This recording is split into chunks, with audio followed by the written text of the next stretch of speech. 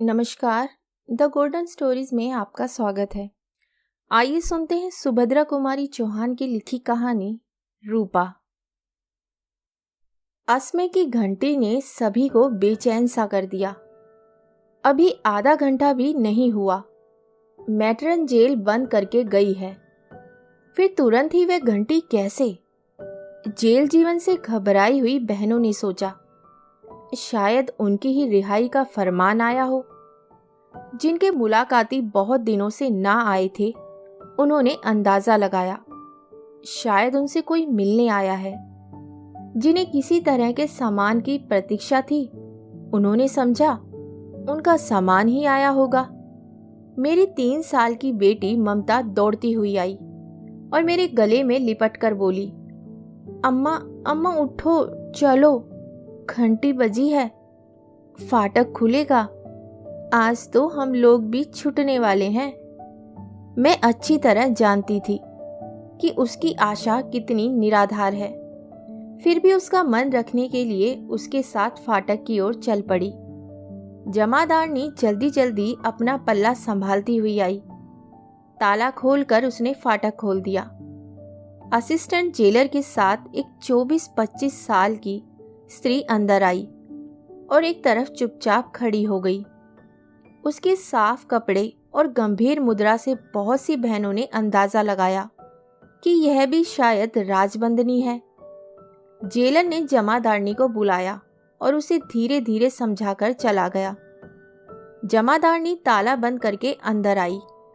अपनी हाथ की छड़ी से उस नई आई हुई स्त्री को मारती हुई बोली, चल चल हरामजादी, बच्चे को मारना ही था तो उसे पैदा क्यों किया था? मार से वह स्त्री तिलमिलासी उठी, फिर भी जमादारनी के आगे आगे जल्दी जल्दी चल पड़ी, शायद इस डर से कि कहीं दूसरा प्रहार भी ना हो जाए। परंतु जमादारनी को इतने ही से संतोष कैसे हो जाता। उसने और भी जोर से मारते हुए और अश्लील गालियां देते हुए कहा, आंख दिखाती है कुतिया, देख तो नंबरदारनी, उधेड़ ले चमड़ी और गुनह खाने में बंद कर दे। अब मुझसे ना सहा गया। मैंने कहा, जमादारनी, मैट्रन ऐसा करें तो करें, पर तुम बाल बच्चे वाली स्त्री ठहरी, तुम किसी पर बिना जाने क्यों हाथ उठाती हो? जमादारनी का स्वर उसी समय बदल गया। उसने मुझे देखा ही ना था, नहीं तो शायद इस बेरहमी से ना मारती। बोली, आप नहीं जानती बहन जी, ये खूनी औरत है, अपने बच्चे को मार डाला है इसने। मैंने कहा, उसके अपराध की सजा तो कानून से छोटी सजा से लेकर फांसी तक की हो सकती है। तुम्हारा काम तो उसे अपनी देखरेख में बंद रखना भर है। तुम वही करो, सजा का काम देने वालों पर छोड़ दो। वह गुनह खाने में बंद कर दी गई।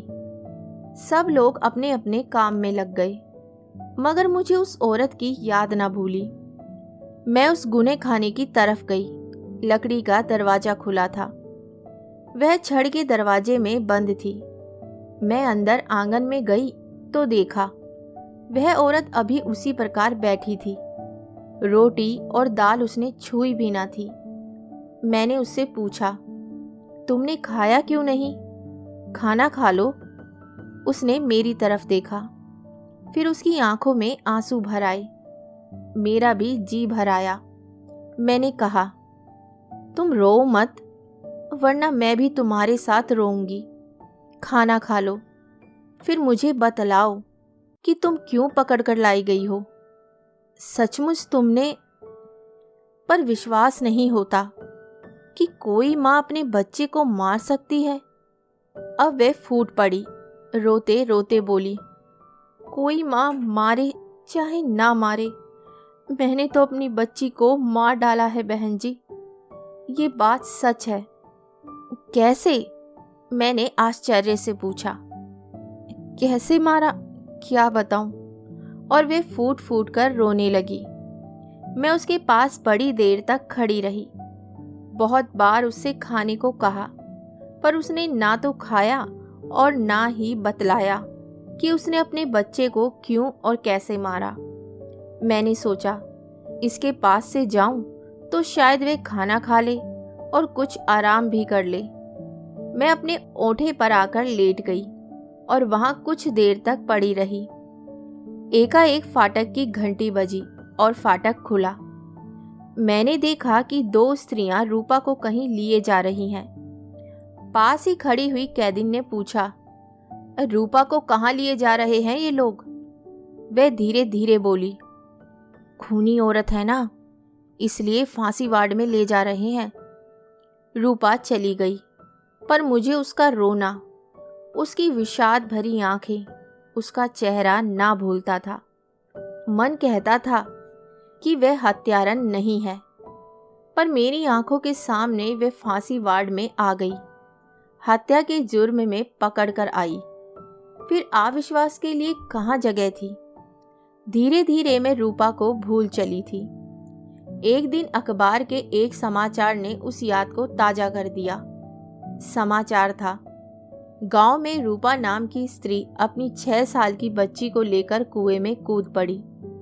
खबर होते ही गांव वाले आ गए और माँ बेटी को कुएं से निकाला। बच्ची तो मर चुकी थी, लेकिन रूपा को कोई हानि ना पहुंची थी और वे बच्ची की हत्या करने के अपराध में पकड़कर जबलपुर सेंट्रल जेल में लाई गई। बच्ची को लेकर वे कुएं में क्यों कूदी, इसका कारण अज्ञात है। मैंने अखबार पढ़ा और जान गई कि हत्यारिन रूपा है। मेरे रहते ही 2 महीने बाद एक रोज आजन्म कारावास का दंड लेकर रूपा फिर जेल में आ गई। दयालु मजिस्ट्रेट ने उसे फांसी न देकर आजन्म कारावास की सजा दी थी। रूपा सब स्त्रियों के साथ जेल में काम करती, मगर चेहरे पर विषाद की छाया बनी रहती। एक दिन मैं बीमार पड़ी और वह मेरे पास सेवा शुश्रूषा के लिए भेजी गई। मैं करीब करीब 2 महीने बीमार रही। अस्पताल में मैं अकेली अपनी बच्ची के साथ रहती थी। रूपा दिन रात मेरे पास रहती। मेरी बच्ची को वह बहुत ज्यादा प्यार करने लगी थी। बच्ची भी उसे घड़ी भर ना छोड़ती थी। आश्चर्य तो यह था कि मेरी बच्ची साफ साफ ना बोल पाती थी, फिर भी रूपा उसकी बातें समझ जाती। एक दिन किसी ने बच्ची ममता को साफ ना बोलने के लिए चिढ़ा दिया था और बेचारी उदास होकर सो गई थी। इसी चिंता में मुझे नींद ना आ रही थी। जेल में एक बच्चा और था। उसे जेल वासिनी बहनें बहुत प्यार से रखती, उसके साथ खेलती, बातें करती, पर ममता साफ ना बोल पाती थी, इसलिए उससे कोई बात ना करता, उसे प्यार ना करता।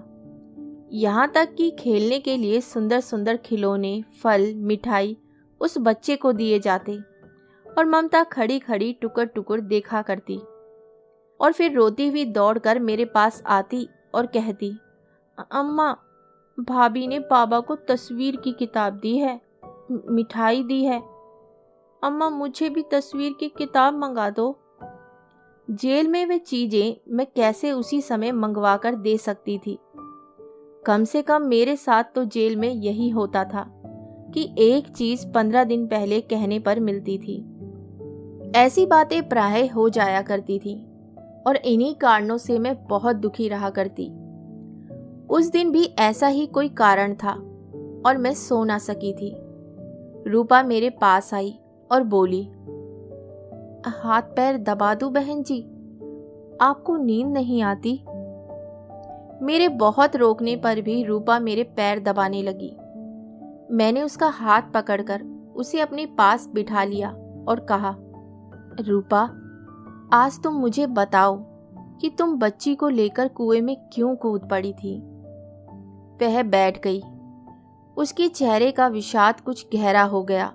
बोली, बहन जी, मेरी कोपा इसी तरह थी जैसी आपकी ममता है। आपने बंबई जाकर सैकड़ों रुपए खर्च करके ममता का मुंह ठीक करवा लिया है, पर मेरे पास रुपया कहाँ से आता। गोपा का बाप कहता था खूब रुपया कमाकर अपनी गोपा को बंबई ले जाकर ऑपरेशन करा देंगे, सब ठीक हो जाएगा। और इसीलिए खूब रुपया कमाने के लिए वे लड़ाई पर चला गया। तब से उसकी कोई खबर नहीं मिली। इधर मैं अकेली और जरा सी गोपा।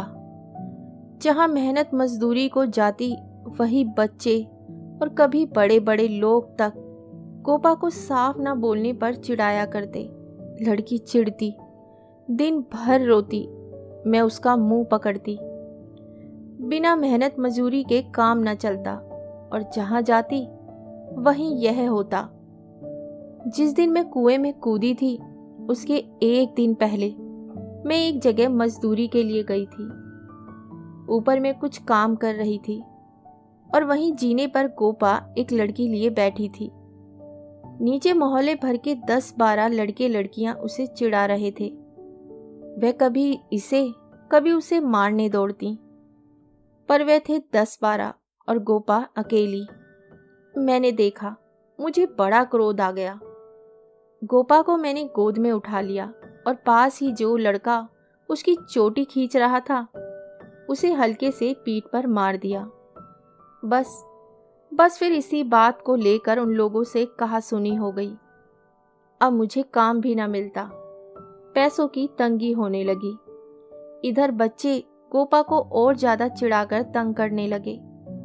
सोचा अभी छोटी है, समझती कम है, जब बड़ी होगी तब गोपा को कितना बुरा लगेगा। मेरी गोपा दुखी हो जाया करेगी और कहीं मैं मर गई तो मेरे मरने के बाद गोपा की जो दुर्दशा होगी उसे सोचकर मैं पागल हो गई और उस दुर्दशा तक गोपा ना पहुंच सके, इसलिए आगे वे कुछ ना कह सकी। पास ही पड़ी हुई ममता को मैंने और पास खींचकर छाती से लगा लिया। मेरी छाया मुझसे बात कर रही थी। धन्यवाद। तो आपको कहानी कैसी लगी कमेंट कर ज़रूर बताइएगा। और इसी के साथ मैं आपसे विदा लेती हूँ और बहुत जल्द मिलती हूँ एक नई कहानी के साथ। तब तक के लिए अलविदा।